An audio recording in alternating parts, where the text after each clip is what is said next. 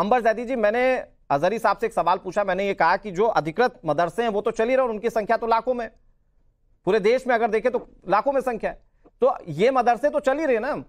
तो आखिर उन मदरसों को ना ध्यान में रखते हुए जो अनाधिकृत मदरसे हैं, इस पर ज्यादा फोकस क्यों? अगर आप चंद शब्दों में बता पाए, फिर मैं दूसरे मेहमान के पास जाऊंगा।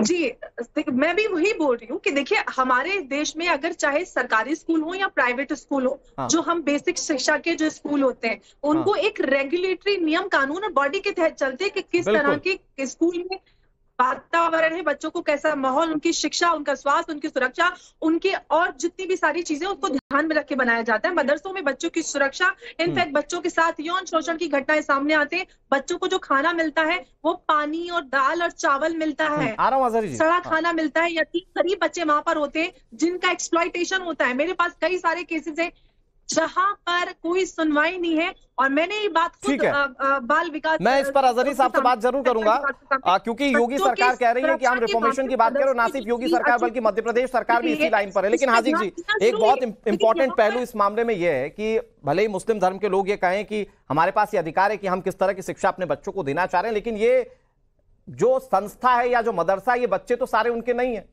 ये बच्चे जो है वो हमारे देश की धरोहर हैं, ये बच्चे जो है हमारे देश का भविष्य है कल को, और पढ़कर ये हमारे देश का नाम आगे रोशन करेंगे। तो उनको क्या पढ़ाना है, इसको लेकर तो कम से कम सरकार विचार नहीं हो सकती है, और हर इंस्टीट्यूशन की कम से कम एक गवर्निंग बॉडी हो सकती है ना। हर किसी को फ्री कैसे छोड़ा जा सकता है? अनुराग जी, ये मदारिस जो है हिंदुस्तान की सियासत का भी जड़ है, हिंदुस्तान की आज़ादी की भी जड़ है। लोग नहीं जानते, जिनको नहीं मालूम, जिन्होंने नहीं पढ़ा। और हिंदुस्तान में सचर कमेटी की रिपोर्ट आई, रंगनाथ मिश्रा की रिपोर्ट आई, उसमें मुसलमानों पे 4% एजुकेशन बताई गई। उस 4% में 1.5% मदारिस से और 2.5% यूनिवर्सिटी, स्कूल, कॉलेजों से। 96% हिंदुस्तान के मुसलमान बच्चे सड़क पर घूम रहे हैं। भारतीय जनता पार्टी और यहाँ बैठकर जो लोग लंबे लंबे भाषण देते हैं, उन 96% लोग जो घर स्कूल नहीं जा रहे, मदरसे नहीं जा रहे, उनके लिए क्या सरकार ने किया?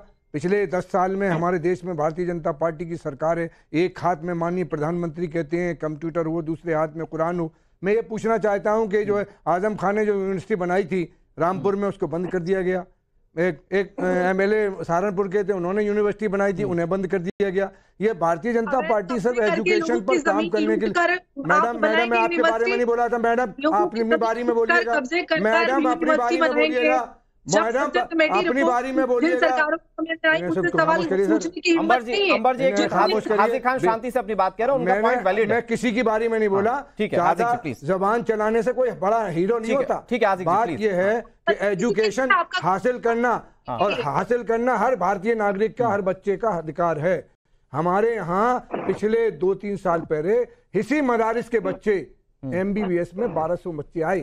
जो बच्चा हाफिज कुरान हो जाता है, अनुराग जी, मैं आपके माध्यम से देश के लोगों को, जिनको नहीं, हाजिक जी, मैं मेरी बात कह दी, ये जो हाफिज हो जाता है उसके लिए सारी किताबें ऐसी होती हैं जैसे चूचू का मुरब्बा। वो पढ़ने में मास्टर हो जाता है, क्योंकि 6666 आयतों को जेर जबर के साथ अपने अंदर कर लेता है। और ये दुनिया का मौजा है कि एक किताब सीने में चली जाती है। रही हम कहते हैं एजुकेशन पर सरकार को काम करना है, तो इस सरकार ने भारतीय जनता पार्टी के कितने मुसलमानों के इलाके में स्कूल खोले 10 साल में, जो कहते हैं कि हम मुसलमानों की एजुकेशन में बढ़ाना चाहते। ये सियासत करते हैं, से नफरत बांटते हैं, ये देश में अफरा तफरी और अनारकी पैदा करना चाहते हैं। इन्होंने अब तक मुसलमानों के लिए क्या योजनाएं की हैं, ये शरद जी जवाब दें। मैं शरद जी से इसका जवाब ले लूंगा। मुझे बहुत संक्षेप में आप बताइए, क्योंकि आप ये कह रहे हैं कि जो कुरान की आयतें हैं उसे पढ़कर कोई भी व्यक्ति इतना पारंगत हो सकता है कि वो सारी पढ़ाइयां कर सकता है। सर, मैं इस पर कहीं कोई सवाल नहीं रख रहा हूं, लेकिन इसके साथ साथ क्या बेसिक लेवल पर बच्चों को जरूरी शिक्षा दिया जाना जरूरी नहीं है? क्या इंग्लिश, हिंदी, संस्कृत, क्या आपको नहीं लगता कि फिजिक्स, केमिस्ट्री, बायोलॉजी, ये सब बच्चों को पढ़ना चाहिए? आपको नहीं लगता कि वो अर्ली एज में उन्हें अडॉप्ट करना चाहिए? अगर वो सीखेंगे, आयतों को पढ़कर वो बहुत शार्प हो सकते हैं, लेकिन अगर ये सीखेंगे तो स्किलफुल होंगे, और जो कॉम्पिटिटिव एग्जाम्स है उनमें बहुत ज्यादा आसानी से ये अपने आप को रिप्रेजेंट कर पाएंगे। बिल्कुल करते हैं अनुराग जी। बात ये है, तो फिर सरकार तो यही तो चाहती है कि बेहतर इंफ्रास्ट्रक्चर और बेहतर पढ़ाई। मैंने कहा नहीं 1.5% मुसलमान, तो मुसलमानों के बच्चे, वो गरीब बच्चे जिन पे खाने को नहीं है, कपड़ा नहीं है, पहनने को नहीं है, वो मदारिस तो अगर तो नहीं, अगर तो हाजी जी अगर तो आप ये सवाल उठा रहे हैं कि बच्चे जो मुस्लिम बच्चे हैं अगर वो पढ़ नहीं पा रहे हैं, तो इसका मतलब अजहरी साहब जो है वो भी, इनसे ये कहा जाए कि तुम साइंस भी पढ़ लो, तुम डॉक्टर भी बन जाओ अनुराग जी, तुम प्रोफेसर भी बन जाओ। कैसे बन जाओगे? एक लाइन होती है, बच्चा एक सर, लेकिन ऐसा नहीं ना कि एंकर बनने से पहले मैंने बेसिक शिक्षा ना ली, कागज है उस पर संस्कृत लिखोगे, संस्कृत उस पर एजुकेशन लिखोगे। एक छोटी सी चीज हाजी जी, एक छोटी सी चीज मैं आचार्य विक्रमादित्य के पास लाऊंगा। एक छोटी सी चीज मुझे बताइए, अगर तो आप ये कह रहे हैं कि कुछ परसेंट मुस्लिम बच्चे ही पढ़ पाए हैं, तो आप क्या ये मानेंगे कि जो मौलाना इस बात के लिए प्रेरित करते हैं कि आप दीनी तालीम की तरफ बढ़िए, वो वाकई में मुस्लिम धर्म के लोगों को ये नहीं बता पाए कि उनके बच्चों के लिए शिक्षा कितनी जरूरी है? और ये ऐसा कहते हुए क्या आप अजहरी साहब पर सवाल नहीं खड़े करेंगे? ये जितने बैठे हुए हैं, मुझे नहीं मालूम कि घर के, मेरे घर में 10-20 इंजीनियर भी हैं, 10-20 डॉक्टर भी हैं, 10-20 मेरी भाभी, मेरी बहन, सब प्रिंसिपल नहीं, प्रोफेसर रहे। ये जो पढ़ेगा, एजुकेशन हासिल करना चाहेगा, जो मदरसे का है वो भी, लेकिन प्रोत्साहित तो आप जैसे बुद्धिजीवी करेंगे ना सर, या अजहरी साहब जैसे बुद्धिजीवी करेंगे। पढ़ रहे हैं, ठीक है, मैं पढ़ के नहीं आ रहे, ठीक है, आवारगी मैं आचार्य